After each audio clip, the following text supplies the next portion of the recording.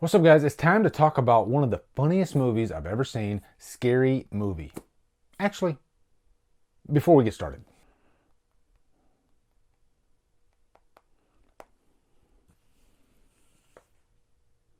What's up?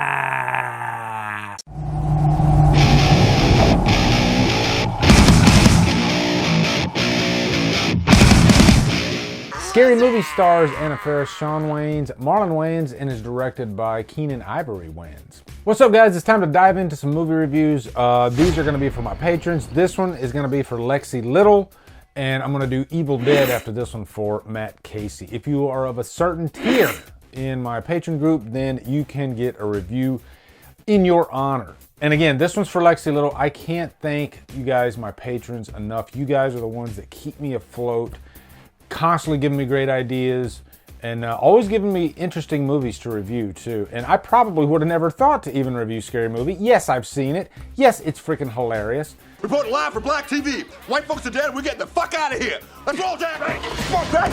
Let's go, motherfucker. But you know, that's what I love about this. It's just people saying, "Hey, you might want to give this movie a look." And I'm glad Lexi actually requested this movie. Because I haven't seen Scary Movie in freaking ages. Probably like, maybe, what is it? It's almost like 20 years, 21 years since this movie came out. Can you believe that? Jesus, this came out in 2000.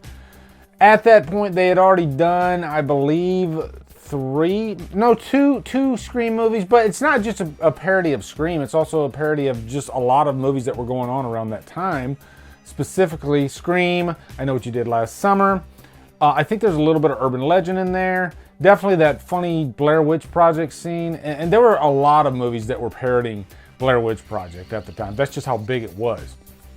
Funny enough, I don't remember that many movies parodying Scream. I think there were a couple others. But this one definitely gets it right, gets it the best. And I'd say Scream is the hard focus of this movie. And I really don't have to give you a quick plot synopsis because that's what it is. It's just a spoof of Scream. If you know the story of Scream, that's what this is. Pretty much by the numbers. It even starts with, you know, the iconic Drew Barrymore scene with Carmen Electra actually playing a character by the name of Drew. And Carmen actually was in quite a few spoof movies back then. But this scene, they really open up with a bang. And right away, it's evident that a property like Scream is just a fun movie to spoof. And think about it. Scream itself is a satire. You know, it's a movie that makes fun, really, of horror movies, but it always stays serious and even scary in some points. Again, the opening scene with Drew Barrymore is very scary. After that, you know, they have quite a few comedic moments because they make fun of horror. So how do you spoof something like that? The press only wants to interview the most ignorant person they can find. Oh, geez. First cops, now this. And I think the Wayans brothers do it perfectly in this because they really just go off the rails. Because what's the point of making a spoof movie if it's not going to be funnier than the movie that it's spoofing? And also, it's no easy feat because think about it. Most spoof movies, it seems like the movies that they're making fun of are serious types of films. Like Blair Witch Project, like Sixth Sense. You know, these are very serious properties. So when you do make fun of them, it's a stark contrast from what they are. Whereas Scream, it's just a couple of steps up because Scream itself is already making fun of other horror movies. And I gotta say, guys, I did rack my brain on like, how do you approach reviewing a spoof movie? I mean, do you like name out the top 5 funny scenes of the movie? Of course, we're gonna mention some funny scenes in the movie, but you could just watch the movie. A review is to tell you how effective the funny scenes are, how effective the movie is overall. Because a movie is still a movie. Even if it's a spoof, you still have to have a beginning, a middle, and an end. And one thing I've noticed about spoof movies is they're side splitting. You know, they really have to go for broke. The problem here is that, at least for me, when I'm watching these movies, I run out of steam about 15, 20 minutes in, you know? It's like, okay, I can't laugh anymore. I'm in pain from laughing so much. Scary Movie gets it right because they thread the story within the laughs. So as you're laughing, you're still wondering, where's this story going to go? At the end of the day, it's still a whodunit. And there are, you know, 1, 2, possibly even 3 killers at the end. And I will say, the final reveal at the end was pretty damn cool, actually. By the way, before I go any further, this will be a spoiler review. Of course, this movie's over 20 years old, so I'm going to be talking spoilers. So anyway, 5, 4, 3, 2, 1. That ending where Doofy actually turns out not to be a mentally challenged person, because we can't say retarded these days, which could this movie have come out today with some of the stuff they pull? Anyway, we'll get to that. It's just genius because one of my favorite twists ever is Usual Suspects. And they pretty much use that twist, which is kind of ballsy because is Usual Suspects that popular? Like, has everybody seen Usual Suspects? Like, my audience, I would say maybe what? I would hope that at least half of you have seen Usual Suspects because I was just freaking fist pumping and cheering at the end of this movie. So you can imagine how I was reacting to Usual Suspects. But this is a good transition into some of the characters that I love in this movie. So first off, Doofy. I like that they take a character like Dewey in Scream, who is probably, arguably, the easiest character to laugh at. You know, I'm looking for the right words here, but he does come off as kind of dumb, Dewey. So let's take that character and just make him full-on mentally challenged. That's what they do with Doofy. With a big head and glazed over look in your eyes. Ooh, is that true? Yeah, I forgot to swallow. And it works so well because I think one reason you're laughing so hard at Doofy is because you're thinking of Dewey. You can't help but think of Dewey and you're thinking, wow, Dewey is kind of the dumb character of the movie. And I'm glad that, you know, they get the joke. And boy, do they send it home because Doofy is just a really hilarious character. Hey, Terry, smell my finger. Oh, what the hell is that? My ass. My favorite scene, of course, being besides the end of the movie, the vacuum cleaner scene. That's just freaking great. Like, he's carrying the vacuum cleaner around because he wants to have sex with the vacuum cleaner. Also, I love Anna Faris. She plays Cindy in this, and she's the Sidney Prescott of this movie. And if you think back, Sidney Prescott is kind of the naive type of character in the first movie. She's always got neck pain, you know, which I'm surprised they didn't make fun of the neck pain. But, you know, she always has this face too, like, how can this be happening to me? Again, Anna Faris amplifies that. She's so naive that it's ridiculous, and it makes the movie really funny. And I really like too that they're breaking the fourth wall in this when, you know, you got the camera, you know, being all frantic coming at her, and then she literally like bumps her head on the camera. That's the great thing about spoof movies. There's no rules. You can really go anywhere with it. And they did the joke again with Sherry O'Terry, who plays Gail Hellstorm. And remember in Scream when, you know, she's doing the news report and everything's chaotic and the cameraman's like rushing Sidney Prescott. They have that scene in this, but they take it even further. And the cameraman literally almost runs over Gail Swallows. I just had to say Gail Swallows because they call her Gail Swallows. They call her a few names in the movie, but Gail Swallows is the funniest. And by the way, Sherry O'Terry, Jesus, nobody ever talks about Sherry O'Terry. I always thought that her career would skyrocket. I thought she'd be like the Melissa McCarthy of her day. I thought she'd have a string of movies where she was the main character and she would just skyrocket because she is great at physical comedy. If you remember, she did this skit with Will Ferrell when they were both on SNL and they played cheerleaders.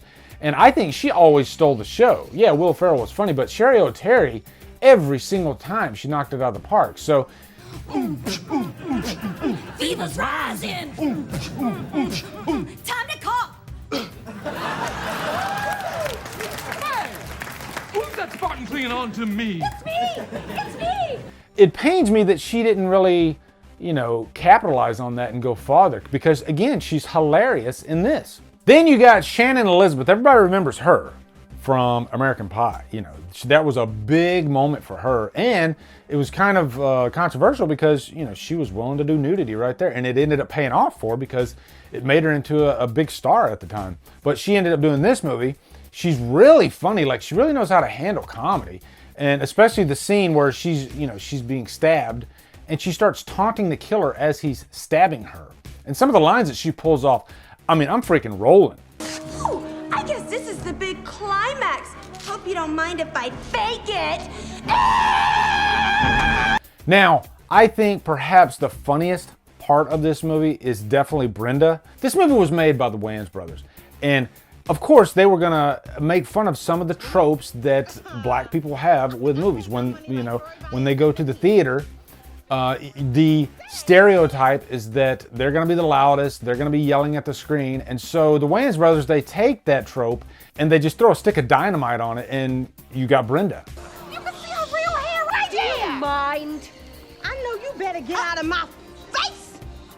Out of my face. Out of my face. They're actually making fun of Scream 2, the beginning of Scream 2. And she just won't stop. She keeps going, and then all of a sudden, everybody in the theater starts killing her. They don't even need Ghostface to do it, which to me is like the obvious joke. Like, that would have been the next step in Scream 2, is to have the audience actually kill her, but then we wouldn't have a Ghostface movie. So, I love that they took advantage of that in this. And then you got Marlon Williams, who plays like the stoner, and he's got this group of stoner kids with him. Oh, man, I'll be a star, son. What can you tell us about Drew? Well, she had the fat ass, son. I mean, it was like bang. Again, one of the funniest scenes in the movie is when he actually gets Ghostface stoned. And so throughout the movie, you'll see like the mask change because he's stoned, which I don't know how that would happen in real life, but it's a scary movie. But really, I guess in the end, the message here is the only thing that can beat Ghostface is weed.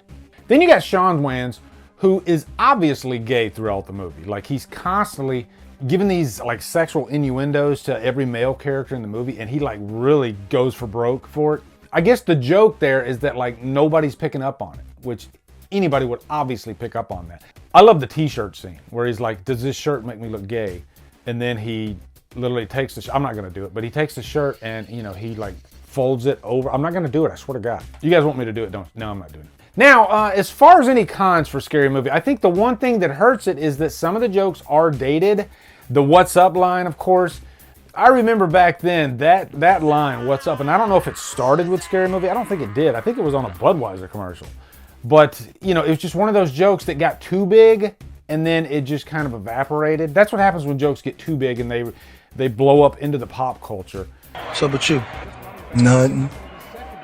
Watching the game, having a bud. True. What's up? Eventually people get sick of them. Same thing with the Matrix gag. You know, every freaking movie was copying the Matrix around this time. And of course, there were so many spoof movies that were making fun of it. And it was another one of those pop cultural phenomenons that ended up just kind of evaporating and nobody wanted to use it anymore. So it kind of sticks out like a sore thumb when you watch it now. And I guess it's just a good lesson that some jokes don't age and some jokes do, because 90% of the jokes in this movie still are very relevant today and are just hilarious. I think when they stick with the tropes of the horror genre in general, they're gonna be timeless. And pull away from what's popular in pop culture at the time. But overall, guys, Scary Movie is a high purchase worthy. Such a fun movie. It has that rare ability to make your sides ache, but it keeps you invested all the way through. And I'll even say Scary Movie 2, even better. So anyway, guys, that's my review for Scary Movie. Thank you, Lexi, for requesting this one. Be sure to come over to Killer Flicks, where we talk horror all day and every day. And on Fridays, we do Free for Fridays. Follow me at Drumdums on Facebook, Twitter, Instagram, and Letterboxd. Anyway, guys, thank you so much for watching. Have a great day. Drumdum out.